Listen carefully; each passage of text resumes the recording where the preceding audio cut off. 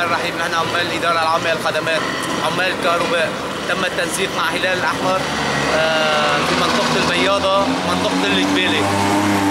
وصلنا الكهرباء مقطوعة تقريبا 22 يوم، وهلا جاري التصليح والحمد لله رب العالمين. وبإذن رب العالمين إن شاء الله الساعتين تكون الكهرباء عند العالم.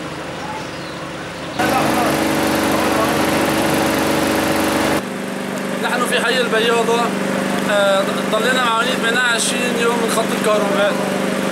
اجت الإدارة العامة للخدمات مع تنسيق بالهلال الأحمر تم إصلاح خط الكهرباء، ونحن بنشكل إدارة عامة للخدمات.